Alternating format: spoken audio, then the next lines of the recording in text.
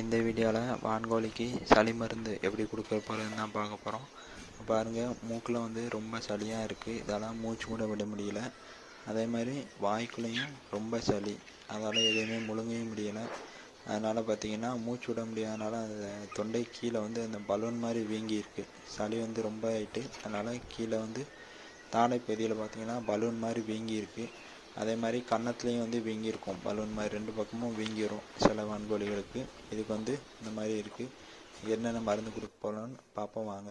பார்த்திங்கன்னா எலக்ட்ரால் பவுட்ரு எடுத்திருக்கோம். எதுக்குன்னு பார்த்திங்கன்னா கோழிக்கு வந்து எனர்ஜியாக இருக்கிறதுக்கு எலக்ட்ரால் பவுட்ரு. அப்புறம் பார்த்திங்கன்னா க்ரோவிப்ளெக்ஸு, இது வந்து விட்டமின் சப்ளிமெண்ட் தான். அதே மாதிரி விமரால் ஒன்று எடுத்திருக்கோம். இது ரெண்டில் ஏதாவது ஒன்று இருந்தால் கூட பரவாயில்ல. அதுக்கடுத்து மெயினாக பார்த்தீங்கன்னா சளி மருந்து தான் மெயின். அதுக்கு வந்து என்ட்ரோஃப்ளெக்சின் வந்து எடுத்திருக்கோம். இது கொஞ்சம் ஹெவி டோஸ் தான். இது நம்மகிட்ட தான் இதுதான் யூஸ் பண்ணுவோம், அதனால் இது ஒன்று எடுத்திருக்கோம். அப்புறம் பார்த்தீங்கன்னா செஃப்ளாக்ஸு சொட்டு மருந்து, இதுவும் வந்து இருக்கட்டும். அடுத்து 2 பிஸ்கட் எடுத்திருக்கோம்.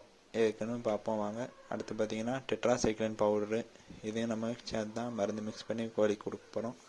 ஃபஸ்ட்டு எலக்ட்ரால் பவுட்ரு எல்லாத்தையும் வந்து தனித்தனியாக கொடுக்காம எல்லாத்தையும் வந்து ஒரே இதில் மிக்ஸ் பண்ணி தான் நம்ம இன்றைக்கி கோழி கொடுக்க போகிறோம். அதுக்கடுத்து பார்த்திங்கன்னா வைம்டால், இது வந்து கோழி வந்து ரொம்ப பெரிய கோழிலாம் இல்லை, அதனால் ஒரு அரை எம்எல்க்கு கொஞ்சம் கம்மியாக இருந்தால் கூட பரவாயில்ல. கோழி சைஸ் வந்து ஒரு 3/4 கிலோ அதுக்கு மாதிரி தான் இருக்கும். வந்து சளி மருந்து வந்து கொஞ்சம் ஹெவி டோஸு, அதனால் ரொம்ப கொடுக்கணுன்னு அவசியம் இல்லை. ஒரு அரை எம்எல்லேருந்து 1 எம்எல்க்கு உள்ளே இருந்தால் கூட போதும். உங்கள் கோழியோட சைஸை பொறுத்து நீங்கள் அதை வந்து எப்படி கொடுக்கணும்னு பார்த்துக்கோங்க. அடுத்து எல்லாத்தையும் நல்லா மிக்ஸ் பண்ணிக்கலாம். மிக்ஸ் பண்ணி கோழிக்கு வந்து இது மாதிரி கொடுங்க. ரொம்ப சிந்திராமல் அது மாதிரி பார்த்து கொடுங்க. கோழிக்கு வந்து முழுசும் மருந்து உள்ளே எடுக்கிற மாதிரி கொடுங்க. அடுத்து வந்து கோழி வந்து இறை எடுக்காது, அதனால் நம்ம பிஸ்கட்டு எல்லாம் சத்து மாவு அந்த மாதிரி ஏதாவது கொஞ்சம் தண்ணியில் கலந்து கோழிக்கு வந்து கொடுப்போம். அதால் முழுங்க முடியாது, அதனால் கொஞ்சம் நனைச்சே கொடுக்கும். பார்த்திங்கன்னா தண்ணி வாய்க்குள்ளே வச்சுட்டு தண்ணியை உள்ளே அடிச்சு விட்டிங்கன்னா அதுவே முழுங்கிடும். உள்ளே ஒரு பிரச்சனை இருக்காது, எல்லாம் கீழே துப்பிடும். வாயில் வச்சு பிஸ்கட்டை வச்சு விட்டு தண்ணியை இந்த மாதிரி அடிச்சு விடுங்க.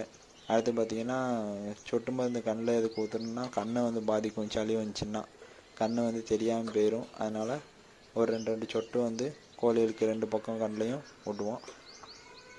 அதே மாதிரி டாபிக்கோ ஸ்ப்ரே வந்து அந்த வீங்கின பக்கத்தில் அடிச்சுக்கிட்டு இருக்கோம். எதுக்குன்னா நம்மகிட்ட இருந்துச்சு, சரி ஒரு சப்போர்ட்டுக்கு கொஞ்சம் வலி ஏதாவது இல்லாமல் இருக்கும், கொஞ்சம் சீக்கிரம் குணமாகும்ட்டு இந்த ஸ்ப்ரேயும் வந்து அடிச்சிருக்கோம். கண்டிப்பாக அடிக்கணும்னு அவசியம் இல்லை. எங்கள் இந்த சளி மருந்து கொடுத்தாலே மேக்ஸிமம் வந்து ஒரு 2 நாள் இல்லை 3 நாளுக்குள்ளவே இது மாதிரி சரியாயிடும். நன்றி, வணக்கம்.